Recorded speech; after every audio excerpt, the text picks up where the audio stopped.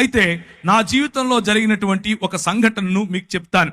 ఒకానొక సమయంలో, లేకపోతే నేను మా నాన్నగారు క్రైస్తవులు కాదు, కానీ మా అమ్మ క్రైస్తవురాలు.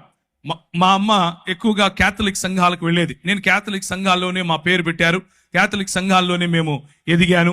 ఆ తర్వాత గుండ్లు కొట్టించుకుంటూ తిరిగే టైప్, అంటే వేలాంకనికి వెళ్ళటం, ఇలాంటి పరిస్థితి.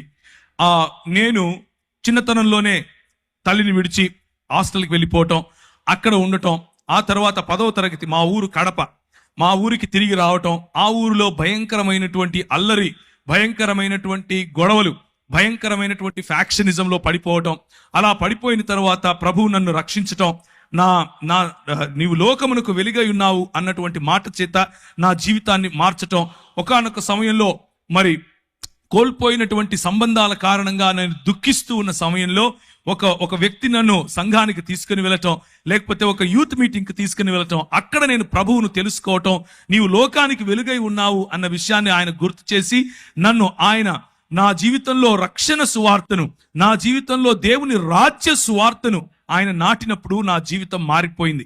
నేను ఈ దేశానికి ఒక కళంకంగా ఉండాల్సింది పోయి, నేను నాకున్నటువంటి దూకుడు స్వభావం కారణంగా నా దేశానికి, నా కుటుంబానికి, స్వయంగా నా జీవితానికి భయంకరమైనటువంటి ఒక మచ్చగా మిగలాల్సింది పోయి, కనీసం ఇప్పుడు దేశానికి ఏమీ పెద్ద ఉద్ధరించకపోయినప్పటికీ కనీసం నన్ను చూసి నా కుటుంబం కానీ, నా దేశం కానీ సిగ్గుపడే అవస్థలో లేకుండా ఉన్నాను. దానికి కారణం ప్రభు అయినటువంటి యేసు క్రీస్తు. అలా నా జీవితాన్ని కొనసాగించే సమయంలో నేను వాడేటటువంటి డ్రగ్స్, నేను తాగేటటువంటి అన్ని, లోకంలో ఉన్న ప్రతి గొడవ, లోకంలో ఉన్నటువంటి ప్రతి అలవాటు ఆయన తీసివేశాడు. ఒకానొక సమయంలో నేను ప్రార్థన చేసుకుంటున్నాను. ఒకానొక సమయంలో ఒక రోజంతా గడిపి, ప్రభు దగ్గర సమయం గడిపి, ఉపవాసంలో ఆయన నుంచి శక్తి పొందుకోవాలి, ఆయన నుంచి పరిచర్యను గురించినటువంటి ఒక దర్శనం పొందాలి, అసలు ప్రభువు నా పట్ల కలిగిన ప్రణాళిక ఏంటి అని ఒకరోజు నేను హైదరాబాద్లో ఉన్నటువంటి నారాయణగూడ బ్యాప్టిస్ట్ చర్చ్కి వెళ్ళాను. ఆ బ్యాప్టిస్ట్ చర్చ్లో ప్రేయర్ టవర్లో కూర్చుని ప్రార్థన చేస్తున్నాను.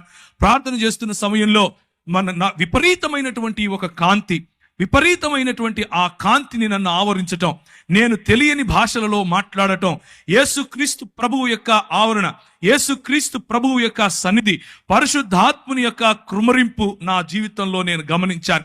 పరిశుద్ధాత్ముడు నన్ను తాకినప్పుడు, పరిశుద్ధాత్ముడు నా పైన బలంగా వీచినప్పుడు నేను తట్టుకోలేకపోయాను. నా హృదయం పులకించిపోయింది, నా శరీరం పులకించిపోయింది. నేను కళ్ళు మూసుకుని ఉన్నాను. నేను ఒక గొప్ప దర్శనం చూస్తున్నాను. ఇదిగో తెల్లని బట్టలు వేసుకున్నటువంటి చాలా మంది నెత్తిన టోపీ పెట్టుకొని పరిగెట్టుకుంటూ వస్తున్నారు. ప్రభువైన యేసుక్రీస్తు తన